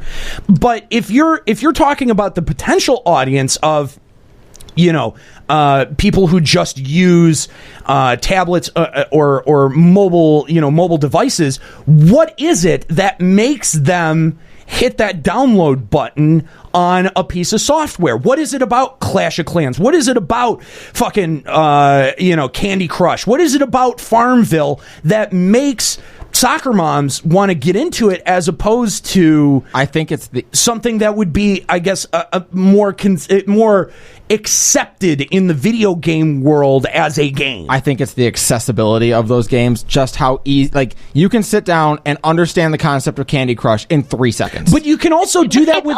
It's also the instant gratification of it, though. Like, it's really hard for someone at home who's, like, watching a baby and you only have a certain amount of time to play a game. You get on, you win, you see these sparkly lights, and you're like, yay, I won something. Whereas if you're sitting down and trying to play a long storyline game, you're less likely to download that because you're not going to be able to just log on for 10 minutes and do something. That's where the challenge comes from. My grandparents are the same way. Like, they've played bigger games before, but that's not what they want. They want something they can sit down with for, 1-2 hours with each other and play something if I'm looking that's for something simple. Yeah, if I'm looking for something to waste my time and I sit down and download Record Keeper and I start going through a 5-minute tutorial, you've lost me already. But is there a middle ground, though? You know what kind of game I think they need? They need something along the lines of Portal on a game like that. Something that where the concept of it is ultra simple. Get from A to B in every room, but there's more to the game that builds around that. Something like Portal is what we need. That you are correct, I think, because it is. You're She right. sounded it's so simple. surprised. No, that's a good. I'm surprised. That no one else thought of that. That's a really good idea. Like, something it's a puzzle, so it's still something that, like, the average person understands. You figure it out, and you can win easily enough once you do figure it out. I don't know. I mean, something that's... Develop it yourself. Portal is a game that bridged that middle gap between casual gamer and gamer. And that's what, at least I always thought but how many people did it bring over from casual to... I'm not sure I would say it brought over a ton, but it was a very accessible game. I think a lot of... that's one of the reasons it was so popular is because it was very easy to understand the concept of Portal. Yeah. No one went into it and said, I think it did open the eyes of a lot of people to like, oh, there's more to gaming than just what I thought it was or something like that. I mean, I'm just trying to think of like what the criteria you would be to try to strike out at the middle ground. Someone in the chat suggested Harvest Moon. Harvest Moon's another one. Something it like bridges that gap. Sure, I could see that. But there's got to be something that appeals to people that don't necessarily identify as gamers and people who, and enough mechanics and functionality that it does appeal or it at least could be identified by gamers as a game. Another game that might go along those lines might be Shadow of the Colossus. Again, at its core, pretty simple game. But it's a puzzle game and there's a lot to it that it kind of bridges that gap. I sort of see things like Candy Crush as so much more inherently simple. It's just press this, press this, press this. But that's what we're talking about. It's trying to elevate up a step. Society, though, everyone's always out, go, go, go, go, go. Like, there's so much, like, everyone's working, like, multiple jobs. They're doing this, like, today's society, even in the commercials, you just see people are just moving, going, place to place, working, whatever. And I feel like that's why right now the cash grab and the microtransactions is so big, because people only have this much time in their day for games, but they still want to play. And so I really do think that the fad has to play its course before we can even transition into this. Yeah, I don't know if it's even a point of, how do we transition into it, or if we just have to wait for this to play out and the next new thing just comes along. I don't know. Yeah, I mean, it's definitely an interesting question, but I think that this is the direction that video games are going. Yeah, I mean, hell, it's where the money is. Well, when we were looking up information for this, me and Jux were doing some research about it, and I came across it was from 2014, so last year, but it was a headline where Microsoft was talking about releasing like 6 big name titles for the mobile market. Yeah, but at the same time, like it always feels like that. Like whatever is currently flavor of the month is going to be forever. A decade ago, if you were making any game that wasn't a first-person shooter, you were wasting your time. Yeah. Now we've seen the rise of things like games like Dragon Age, Skyrim, things like that have become very popular, and you've also seen this trend towards mobile games and MOBA games as well. Now, but do you guys think that this provides an interesting opportunity for for people? Maybe older styles of gameplay. We talked a little bit on the last show about turn-based combat and role-playing games and how that's really sort of fallen by the wayside in terms of AAA titles. Yeah, we haven't seen an RPG that had turn-based battles in it since really Lost Odyssey. So with that and with the hardware specs of mobile games, being of course less than consoles, significantly less than PCs, is there an opportunity to revisit older mechanics that we haven't seen since like SNES or Genesis era games that would be very viable or very fun on a new platform? We're going to see an entire new generation of gamers who would be getting exposed to that style of gameplay for the first time. I don't know, because if you look at it from a developer standpoint, let's take Square Enix for example, right? Square Enix is always trying to be on the cutting edge, always trying to be new and innovative. We had that talk about FF15 and how it seems like instead of sticking to what they know works, they're always trying to do something new, right? Why would that not extend to their mobile games? Why with their mobile games they go, we could do something new, but we know this works, fuck it, let's I'm not saying though that it might come from a major studio. It might come from one of the indie developers who's going to try that route. Okay, sure. 2 reasons: because your hardware is limited and your control scheme is limited. But you don't think they'd try to push the envelope with what they do have? I think that you have one of 2 options. Yeah, I think you can try to push the envelope and come up with a new creative control scheme that will either revolutionize the way that control schemes are looked at, or will be a gigantic clusterfuck failure where no one's going to buy your shit. So I think it's actually a safer bet to go, well, maybe we should revisit the idea of a turn-based battle system, and because it's something that we know functionally works and will functionally work with these restrictions on the dev side. So yeah, I mean, like, I think that going to older mechanics and older style games, while it has been a huge trend in the indie development scene, in the indie gaming scene, I think that it's prime for mobile platforms as well. Well, I think we're going to see that because there's people right now coming out of college as game designers who are getting their little indie startups and everything going on, who grew up playing games like Final Fantasy 7, 8, 9, things of that nature, who are going to come out and say, oh, look at this big mobile market. Right. I can apply what I know about this to that market. Right. Yeah. Well, and then there are, I mean, there's also people who used to work in the industry that no longer do because their specialty was sprite making, right? Like, they could make sprites for SNES, but when 3D modeling came out, well, shit, I don't know. I guess I'm out of a job now because I don't know how to fucking 3D model. Like, either you got to learn it or you've got to become amazing at building, awesome sprites. So, like, for people who actually have those kind of skills that can make amazing sprites, you can make some pretty baller games out of old style graphics. Dude, fucking look at Shovel Knight. I think Shovel Knight's a great example of what you can do with old mechanics. It took Mega Man gameplay style and combined it with a graphic look that was unique but also throwback as well. I mean, that's a game that's perfect for mobile platforms. It's perfect for things like the Vita or 3DS. I don't know if there's an actual mobile iteration of it at all, but that's what I tend to think of when you have either talented developers or pro developers working on a mobile title. You get something as potentially cool and creative as Shovel Knight. Well, and there's been a big trend, too, of people doing RPG horror games where they're doing these old school horror graphics and trying to make a actually scary experience out of them that are pretty good. Yeah. Yeah. Maybe you're a little bitch. Or that. I'm just pointing it out. I mean, it could be an option. They might be really good, too. Or I could be a bitch. Yeah, I'm just throwing it out there. That's gotcha. all. Yep. Well, if my ex-girlfriend would say anything about me, it's that I am a bitch. So, all right, you're probably a bitch. That's what I'm going to grow with. Yeah. So, how do you guys see this affecting the future of console gaming, specifically with games that have like a really heavy story focus, right? Like, your Uncharted's, your Final Fantasies, your Halos. I don't know. Does that have such a story focus? Recently, now it does. Okay, all right, fair enough. Back in the day. That's fine. Fair enough.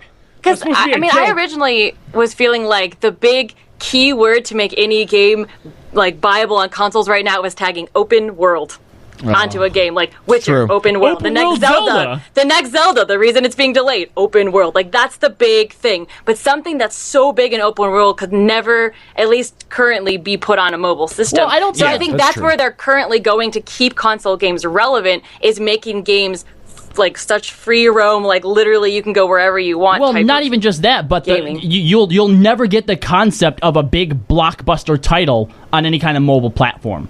So that's why consoles will always remain, consoles and PC will always remain relevant, is for your Call of Duties, your Mass Effects, your Dragon Ages, all of those like really huge, just massive titles. I don't know. You don't think in a decade that mobile technology will be where it needs to be at for a good first-person shooter? Oh, yeah, sure. But then we're also going to be in fucking virtual reality at the time. That's true. So it's just clear that a lot of the market is with those mobile games. So it's like, what's stopping developers from putting off, if we get a good open-world game once every 4 years, okay, sure. Well, mobile's where it's at. As long as we keep delivering these big games little by little, I just feel like if we get a big blockbuster title every 3 years compared to all these little mobile games, I'd rather have, sure, the mobile games are fun, they're catchy, they're addicting, but I'd rather have more great games with an open world and a big story than more mobile games, and I just feel like that the companies are going to start focusing more on. I do feel like as console gamers, we are going to be getting used to taking a back seat for a while here. I don't know, but there's also this other thing, again, that I had made mention of.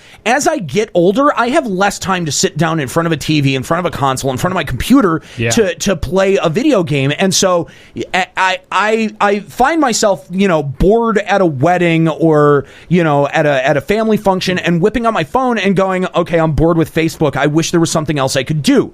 And it's in those moments, I sort of regret, like, maybe I should have gotten into Record Keeper, and now it's, you know what I mean? But you know what I mean? No. I don't think that the consoles will ever suffer because of mobile gaming, because look at what, like you said, these indie developers, these like handful of guys are making with Terraria and with Shovel Knight. There is not, you've seen the fucking credits for like Final Fantasy 14 or Mass Effect. Not the same thing. Okay, you do not need all of those people making mobile games. That's one of the great draws to mobile gaming, is how cheap they are to do. That's true. And how you don't need that many people doing them. So no. I mean, remember, console gaming is not going to suffer because of mobile gaming. Remember back in the SNES days that development teams were in, they were double-digit numbers. Yeah. And at the same time, they're doing coke and hookers too. Yeah. So I mean, like, I think that there's a huge. Wait, what? What? Have you never seen any of those documentaries on like the Atari days? Yeah, I've seen a lot of them. I've never heard a whole lot of mention of coke and hookers. Oh no, yeah, they did tons of blow. Well, okay, blow, I'd believe. And that's a thing that you didn't touch on, Callie, in your news segment about blow. No, professional gamers getting drug tested now. Yes, that is true. I did not bring that up. We'll save that. We'll put a pin in that. PED usage. We'll come back to that.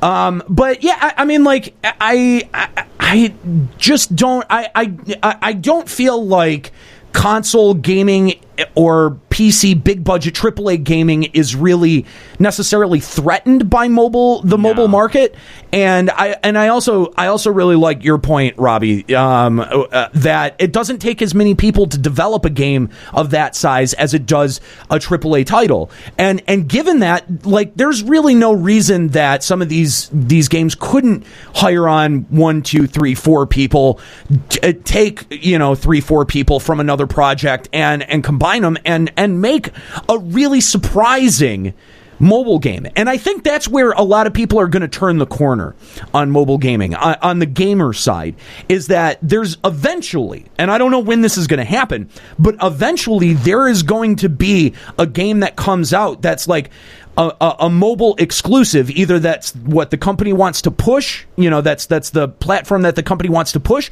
or it may be a really scrappy developer that is, doing it out of pocket, and this is the only platform that he or she can choose to publish on, right? Like, it's going to take an amazing mobile game that is only available on a mobile platform that gamers feel compelled to play. That's what's going to get it done. I hate to use this analogy, but it's going to be the WoW of mobile games. Yeah, kind of. Pretty much. It kind of is. And it's going to have to be so good that it convinces most of us, the cynical, older gamer types, that, mobile is a legitimate platform. I think we're the problem here. It's not mobile games. No. Oh, whoa. You might be the problem, but I can see it happening. No, okay. The problem is the shitty Flash games that people keep shoving down our throats and expecting us to play. Oh my god, I'm going to throw my sister under the bus now. Stop sending me fucking game invites for Card Crusaders or whatever the shit that is. Gosh. I know, but shovelware runs its course. Like, every generation of gaming has had shovelware. Game and Watch. Oh no, those little wrist games. That was ours. Or in Tigers. Tigers, that was it. The tons and tons of crap that came out for the Wii when that was the most popular console. Everyone wanted to jump on, like, I want to be the next Wii Bowling. Well, you're fucking not. You're terrible. You're bad. You're terrible, and you should feel bad for the thing that you made. No. And really, like, it has a short lifespan, and then people are going to move off of it. I mean, how many people are still playing fucking Farmville? It's not that many. They might not be playing Farmville specifically, but they're playing fucking clones of it. Okay, then there's got to be something that they're playing Townville. There's going to be something that these people move from. That's going to, like, the thing that they moved from is terrible, and what they're moving to is going to be good. Eventually, one of these Farmvilles isn't going to be a Farmville. It's going to be a World of Warcraftville. Something's going to hit critical mass. They're going to be playing it and be like, wait, something's different about this. No, the concept for a while scared me, though, that you could make a ton of money with a small development team on a mobile game, and you could make as much money as people make with massive development teams on these big games for a console. But I guess, that's where my fear comes from. But we see that already in the movie industry. That's the horror industry had a humongous explosion because you could make horror movies for dirt cheap. Right. They cost nothing to make. They have small casts, and you don't hire any big name actors because if you hire a big name actor, it ruins the immersion of the horror movie. Because you're like, hey, wait, Brad Pitt's in this movie. Why is he getting killed? And so, but the explosion of horror movies, they're still making Avengers. They're still making whatever, what have you, all the big name blockbuster movies, those still get made. And it's not like in that B horror movie, like in that era that there wasn't great stuff that came out of that too. I mean, fucking Friday the 13th and Nightmare on Elm Street were both really like they were originally made as B movies. Like the budget was on Friday the 13th part like 1? Nothing. like nothing. And the thing is like that $1.25 in a McDonald's coupon. They ended up making a good product, and that's what people end up remembering. That's what ends up having the staying power, right? Right. And I think it's gonna be the same thing with this stuff. Like, people are gonna play Candy Crush for 6 months and then they'll move on. And Zynga used to be a huge property. What? I mean, fucking Facebook. Facebook paid a ton of money to buy Zynga. What has Zynga done? Dick and shit. Nothing. It's going to be okay because the good stuff is remembered. The good stuff sticks around. And as you have more good stuff that sticks around, people figure out what works and what doesn't. If Record Keeper sticks around and Square Enix learns some important stuff about mobile development from Record Keeper, isn't that all towards the better? Like, hopefully whatever the game that they put out next is going to be, maybe just as interesting, maybe even more interesting. That's where my hope lies. That's where the hope is, but I'm just worried that if they do learn so much and that is where the money lies, that they're going to keep pushing, how long till we get FF15? People are going to start switching from the big, we're just going to keep pushing the big story games to the side as we focus on our mobile games. All right, but again, if that happens, oversaturation, because the first person who does it well and nails it, now everybody else is doing it, then it's everywhere. And eventually, so you have to let it run its course until everything there's too many is cyclical, of them, especially in the gaming market. Yeah, yes, I imagine you're probably right, Nika. At one point, it will get really big. We'll probably see a little bit of that, and then eventually, people are going to be like, you know what?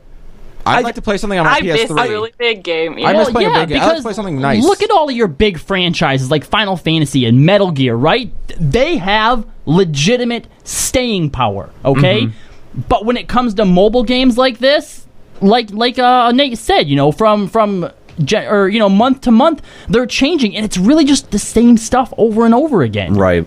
And and like the other part of that is that with I lost my point. God damn it! I forgot. Gotta love those moments, huh? Yeah. Damn it, Dead Cam. Live. Yeah. Damn it, Dead Cam, you asshole. I blame you. This is all your fault. By the way, going back to what we talked about earlier, yes, the smell is becoming noticeable. I'm sorry. How does that I'm make you literally feel, dripping from my armpits. Okay. That's what I was gonna. Wow. That's what I was. That put you on track. My armpits? No. Unlimited Hazama in the chat mentioned Metal Gear, and that's what jogged my memory. I mentioned Metal Gear.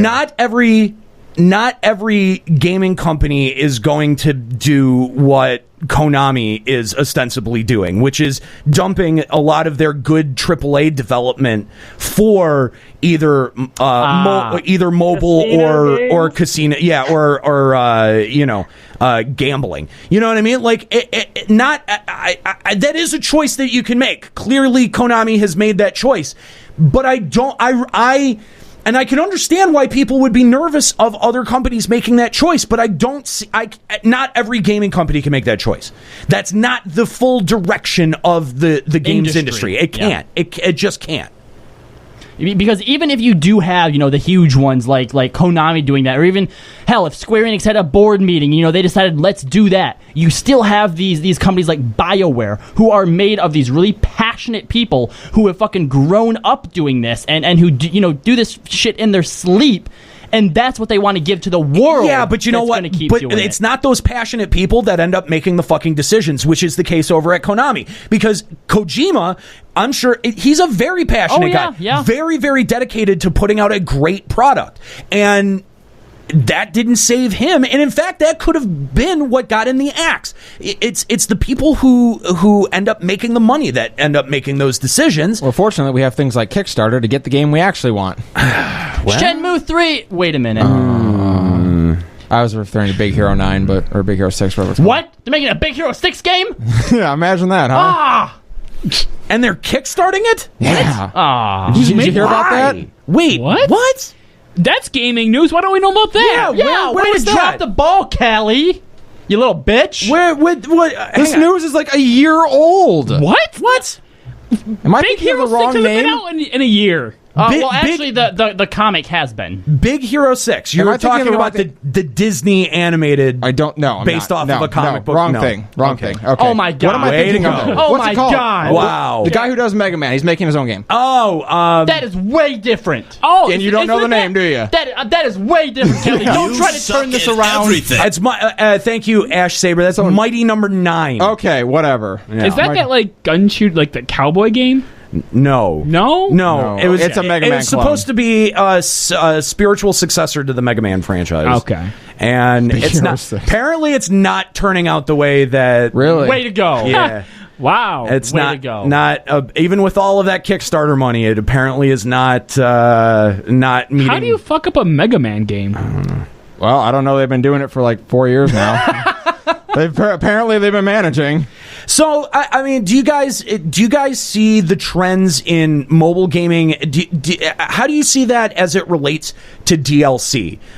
Because as it stands right now, the big thing among console and especially PC gaming is DLC, trying to find a way to keep your game putting out money after it's already been out for months, and giving putting features in that would normally be in a full game if it wasn't for a developer wanting you to pay $4.99 for this. Okay, This is also a really cash grabby thing that developers got really kind of seduced by. Here's where we got to find the line. Is there? Because there is a line. It's, did I purposefully leave this out so that we could get people to pay more for it later, or did I release the game as intended and this is more stuff that we're developing? I always thought there's a line there somewhere. I always thought that was a good intention for DLC, where it's like, yeah, we've got the full game, and now this is like something that our dev team has worked on in the time after it's come out. Exactly, Yes. and that's where the line is. Yeah, I think you're right.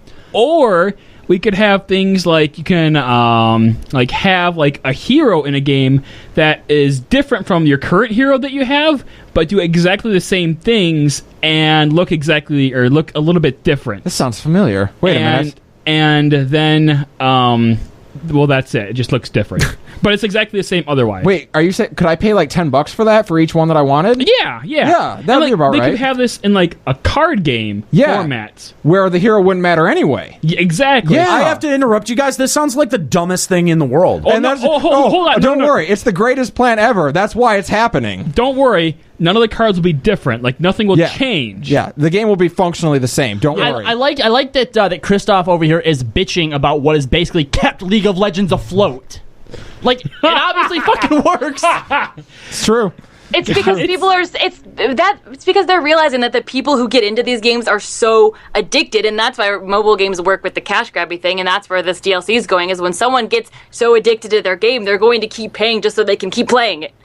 And it's really just kind of like a testament to how people react when they get into things like this, an obsession. Well, what exactly motivates you guys to get a piece of DLC? I mean, is it something It that has to add to the core experience. Like, for example, when they come out with like weapon packs or map packs, big fucking deal. I'm not paying you money for that, okay? Sure. But if you look at almost all of the DLC that like Mass Effect added, like that added really good substance and like meat and potatoes to that game, and especially when a character wasn't necessarily in that one, but they brought them in for the DLC.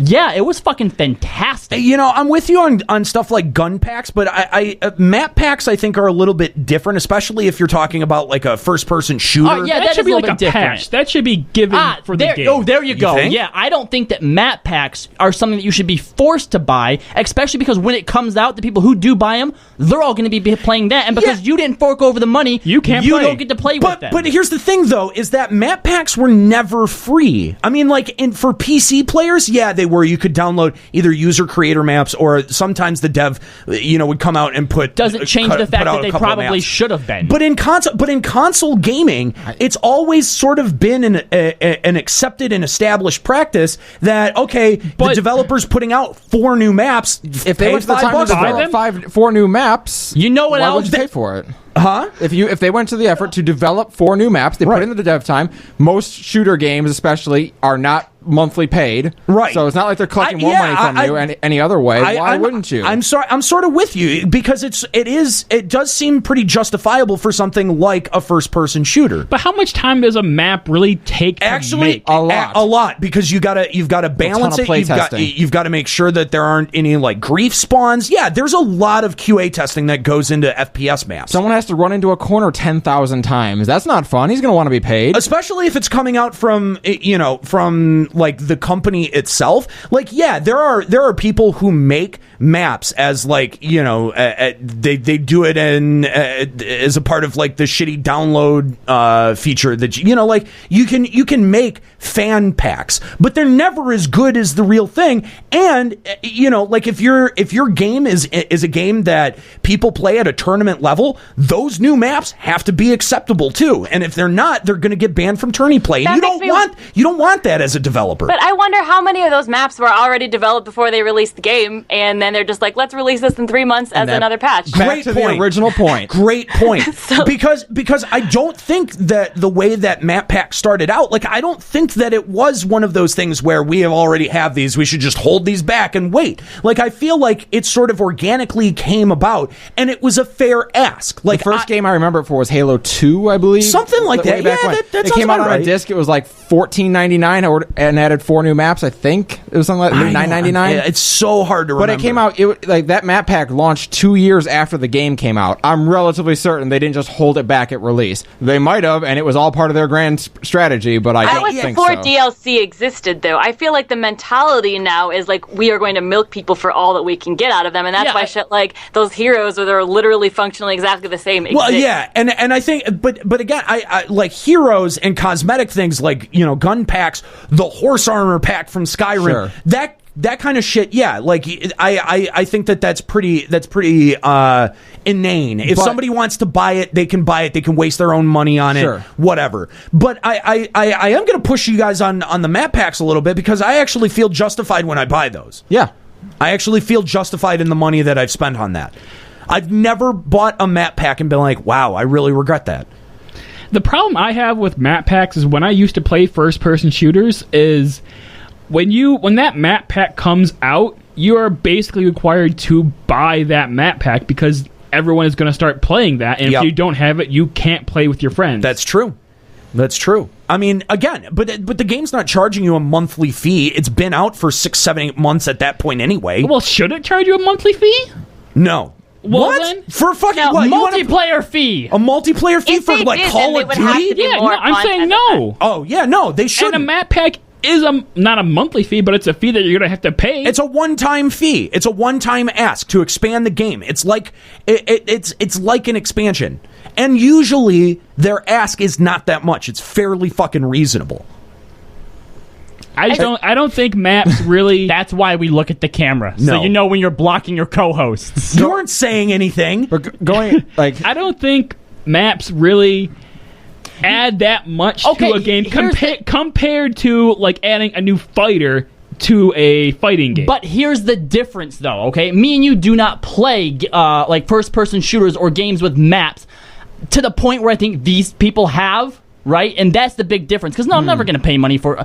I'll get like a Call of Duty and play like the multiplayer for 2 nights, then I'm done with it, right? Whereas when it comes to other games like RPGs or even Smash Brothers, and they have that DLC, the reason you want to pay for that DLC is because it's worth it to you. So from your perspective, yes, I will concede that map packs should be bought. And I think when it comes down to it, the real defining line between whether DLC is worth it or not is, was it created before or after? Yep. Did they purposefully hold it back? Because I know we've all seen that image on Facebook where it's like 1990s, you buy the Mona Lisa. And then in the 2000s, you buy the Mona Lisa. And then these two things by Van Gogh, is DLC and expansion. And nowadays, it's like you buy the Mona Lisa without her eyes, the background, her tits are gone, and that's all available after the release to fill it in. And god damn it, give me the tits up front.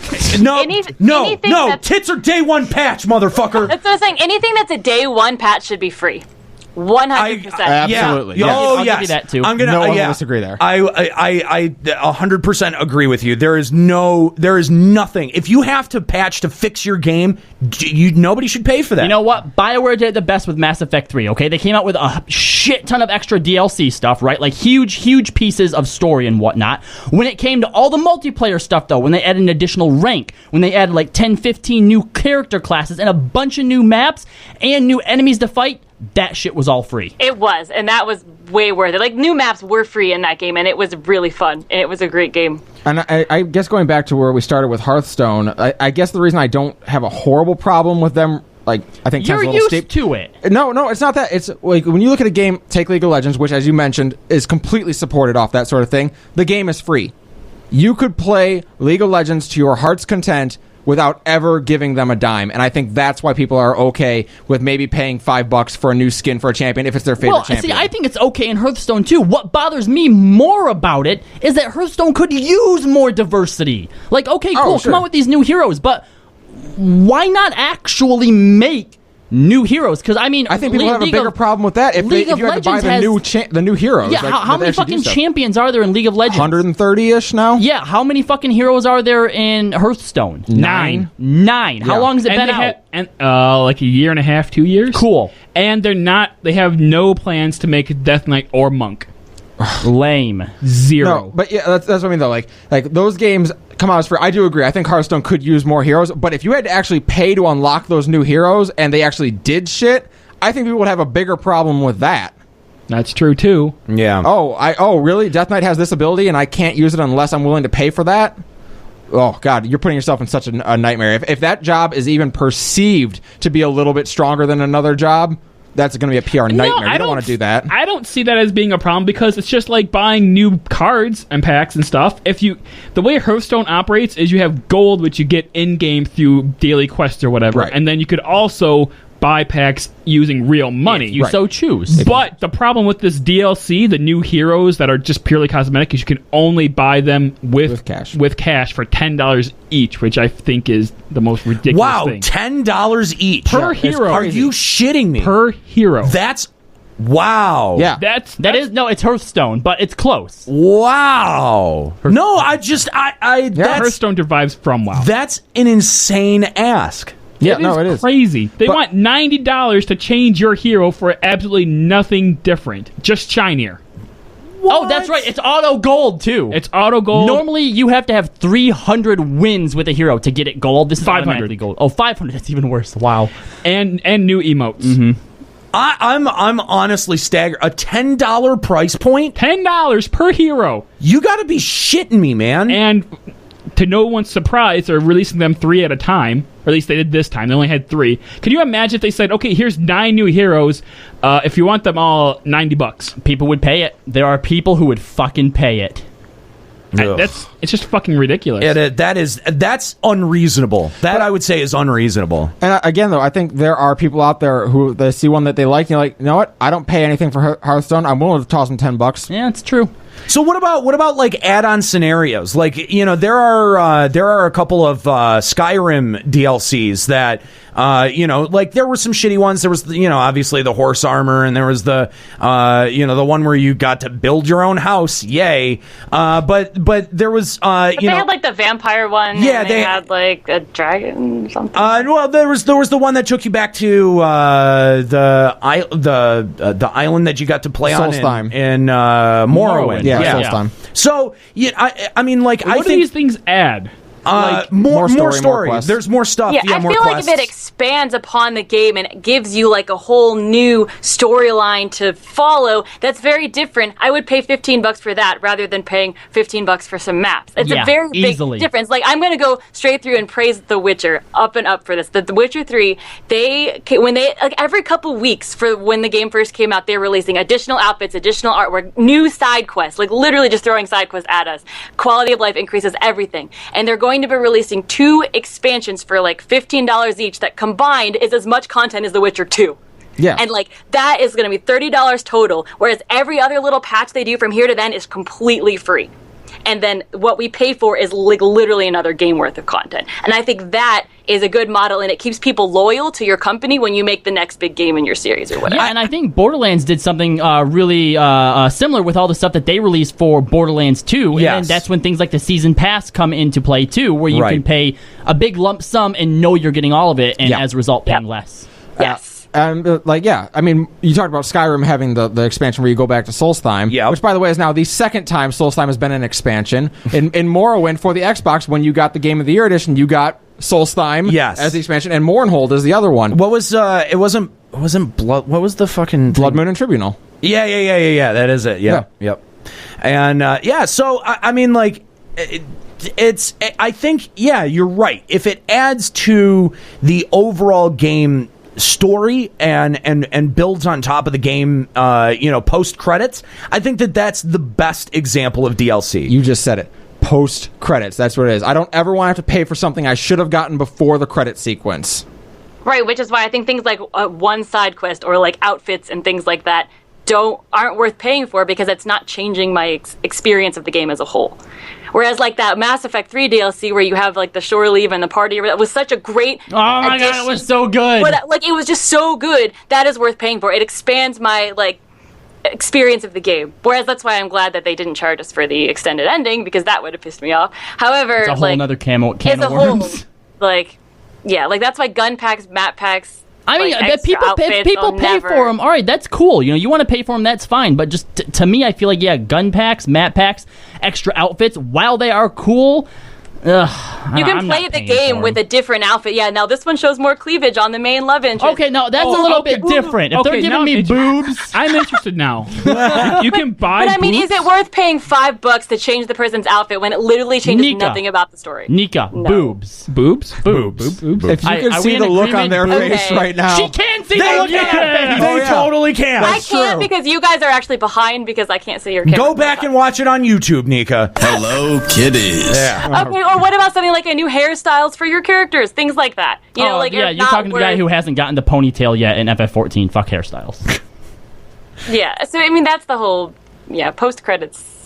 But yeah, if it's adding to your overall experience of the game and enhancing it in some way, yeah, I'm for it. Now, what do you guys feel that price plays a big role in this too? It can, but I don't think that I've ever came across a piece of DLC that I've wanted and thought, nah, that's too much. That's No? true. I Really? No, I don't think so. I don't generally find myself arguing over the price point so much as the concept of. Actually, you know what? You know where I think it hits home the most is when DLC has been out for so long. Like right now, I think that when I actually bought the Mass Effect 1 DLC, I think it had actually been out.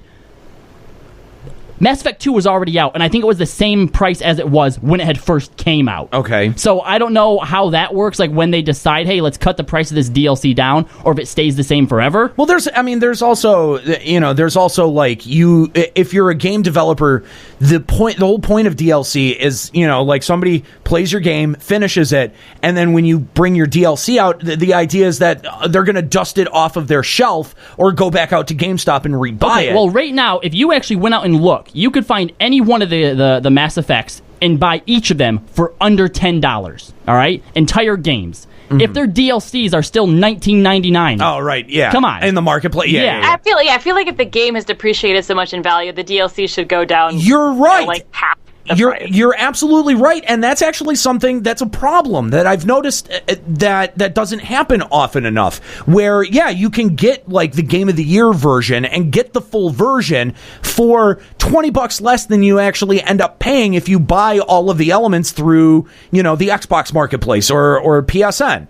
And I think that's a problem. I don't know how those marketplaces determine their pricing, but that's got to be something that that the marketplace itself has to monitor. Okay, is the asking price for this game, like no longer $40? Well, then we've got to bring our asking price down. And but the trick with that is prices on games change from market to market, so they have to have one unified price, on their downloadable marketplace, whereas places in the U.S. might be selling a game for cheaper. That's not well, I mean, in a second-hand game market, that's what I thought you were referring to. That might be true, but I mean, like, I'm talking like, hey, new shelf copies of this shitty game just got marked down $20.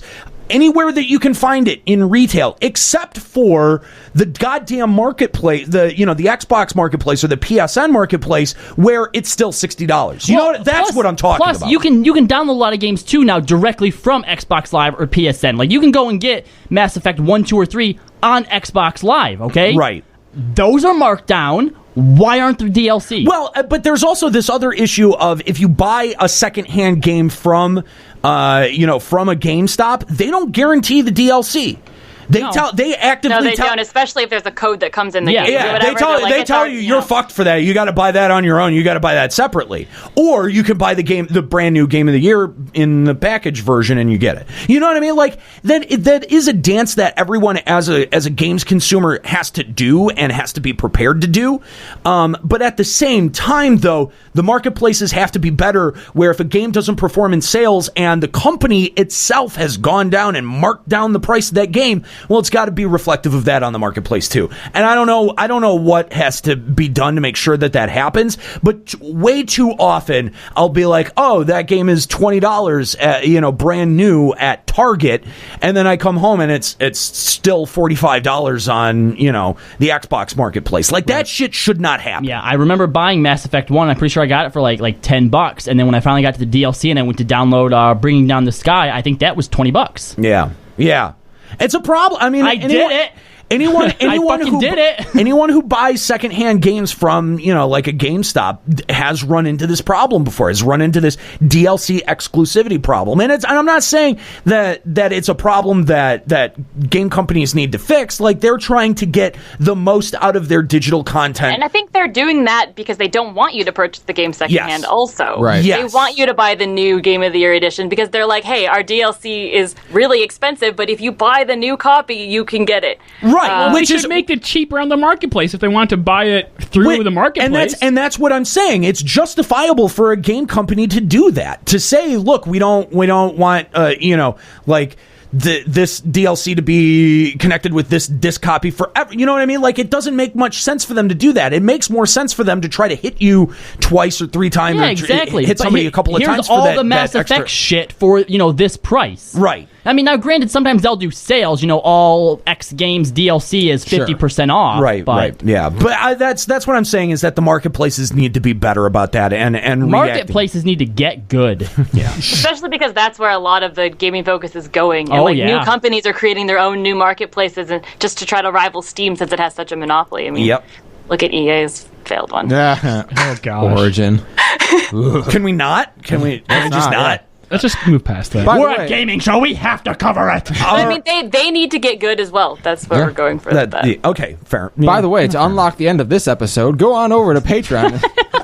Yeah. We're going to start DLCing out the end of our episodes, I think. But we swear we made that bit after this episode was already done. Right, exactly. Yeah, totally. Right, because you don't know.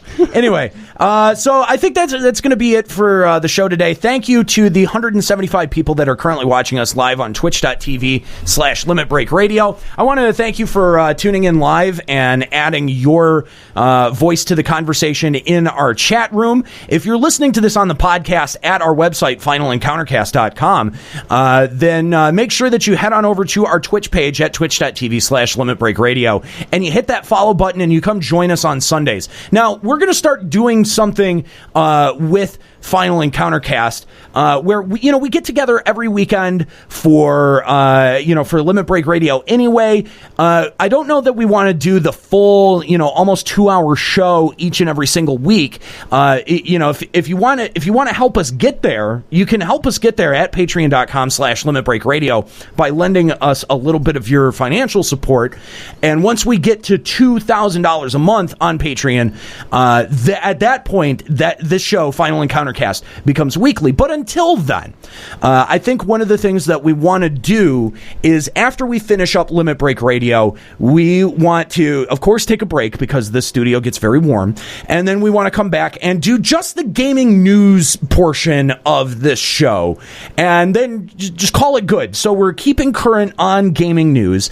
There's going to always be something for you to check out at finalencountercast.com and on our iTunes feed, our podcast feed, and it'll help beef up the presence of finalencountercast.com until we get to the point where we're doing this show weekly. Which, by the way, we're less than $200 a month away from that. Yeah, we are. We're very close on that. So if this is a show that you really enjoy and you want to you want more of it, well, good news is that you're going to be getting a little bit more of it from now on, and we're going to try to do that every weekish, maybe every 2 weeks. We don't totally know. I think it depends on how much news is out. It does really depend on how much news is out, because we were going to do this last week, and then we were just like, man, there's just nothing for us to talk about. Yeah, so, it's partially going to be dictated by what's going on inside the news, but our intention is to be able to keep our audience current on what's going on in the world of gaming without having to get into these big, long discussion topics. So this is what you can expect for the full show, these huge topics like this. And again, we encourage that you go subscribe over at our brand new website, finalencountercast.com, and look for our new mini Encountercasts that are going to be coming in the near future. And real quick, guys, Saturday, August 14th, I need you all to write that date on your or Friday, August 14th, rather. Please write that date on your calendars. I'm going to be doing a charity live stream event called Seeds of Acceptance, starting at 3 p.m. Eastern Time. We're going to be doing a full marathon playthrough of Final Fantasy VIII. In Japanese? No, not in Japanese. It's the Steam version. I'm sorry. It's gonna be a full marathon playthrough, start to finish, one sitting. All proceeds during that live stream event at twitch.tv/limitbreakradio, 100% of proceeds will be going to a charity called Go Affirmations, which provides free therapy and counseling to people with gender identity issues. As an openly bigendered person myself, big deal for me, so I would really appreciate if everyone could tune in for that. Even if you can't come make a financial donation, I would love to see everybody there. Just having the tune-in support is a huge lot. Deal. It means it spreads awareness. It's a big deal. I hope everyone will be able to tune in for that. Yeah, and I bet he'll get drunk. Well, you know what? Maybe day 2 I will, but I'm expecting this to run at least 36 hours probably, so I'm probably not going to be drinking a lot on day 1. Fair enough. So we do have much to my surprise, we had an email from our very first episode. That doesn't happen terribly often. Well, how often do we have first episodes? Yeah, that's true. Once. If we have it once. If you want to send us an email for us to read on the show, you can send that over to finalencountercast@gmail.com. And our only email of the show comes to us, and it says, "Dear hosts at Final Encountercast, good job on the first episode of the new podcast. Feels good to hear your voices again. I used to listen to Limit Break Radio back when it was all about FF11, and sort of fell off the wagon after the jump to FF14. I've always loved and respected the way you produced the show. Limit Break Radio was the first podcast I ever listened to, and still one of the best produced shows I know. And that started almost 9 years ago, back when I was 13 years old. Oh my God, we're old. Yeah, we are. Thanks. Looking forward to the new episodes of the podcast. Best regards, Maddie Tanskanen. Okay, yes, you're very... He's from Finland. Yeah, very Scandinavian last name there. Long-time listener from Finland. P.S. Sort of disappointed that you put the... Yeah, sort of disappointed that you put the word cast in your podcast name. I don't like it when podcasts do that. And P.P.S. I went by the name Zeroy on FF11 and the LBR forums. If that rings any bells, I was young and remember being quite foolish. Anyway, yes, it does. I do remember you. Thank you for checking out the new show, Maddie. And we put cast in it just because we don't like you. We went back and forth on the name quite a bit and ended up deciding that cast was going to be part of the name. So sorry that you don't like it, and we're going to be sure to change nothing for you. I was going to say, hey, LBR, we don't apologize around here. Yeah, what show are we doing? I don't remember anymore.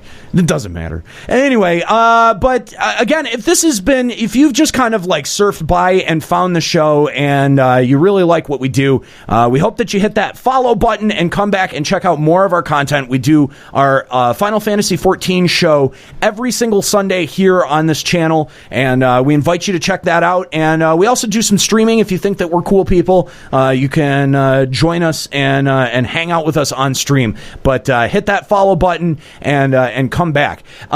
So one of the things that I wanted to mention, obviously we got the website up and running. That's really cool. One of the other changes that we're going to be making here with it between this show and the next show is that we're going to start taking callers on the next show. So if you are listening to Final Encounter Cast and you find yourself saying, man, I've got something that I really want to say about retro gaming or mobile gaming or DLC, whatever the case may be. Or X-Men, if you want.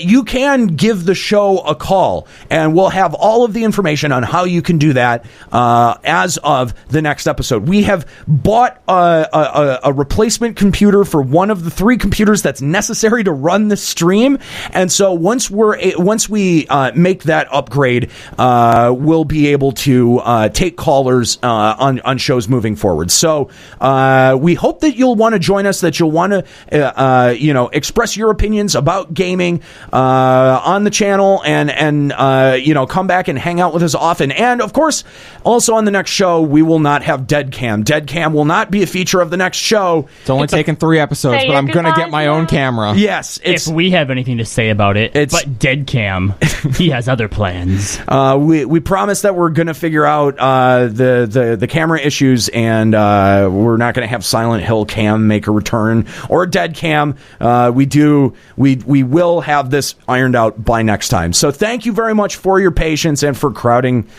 your area to be able to, fit in the frame, I guess, guys. Good job. It's all right. Me and Juxtor are besties now. I did so good. Christoph. I did so good. See, I told you. Right to the end. Yeah. You guys suck. I haven't messed up yet. Says the guy who didn't talk for half the episode. Yeah. You've been mighty quiet over there, Christoph. It's really hot over here. You don't have to sit next to Callie over here. Don't even start. Don't even start. Yes, well, you can at least move away off camera. I'm like, okay, I can be in the corner. More. Yeah. I'm the one sitting next to the bearded Babadook. Bearded Babadook? Look at him. He could totally be some monster out of a horror film. What's a Babadook? I don't know. It's a word I made up. I just love the idea of calling him the Babadook. No. The Babadook is an actual movie. Did I get that right? Yeah. I was thinking about it. I'm not sure if that's actually right or not. No, Babadook. Fuck it. I'm going that was for right. it. That was right. Sweet. Mr. Babadook. Are you thinking of Marmaduke? No, Mr. Babadook.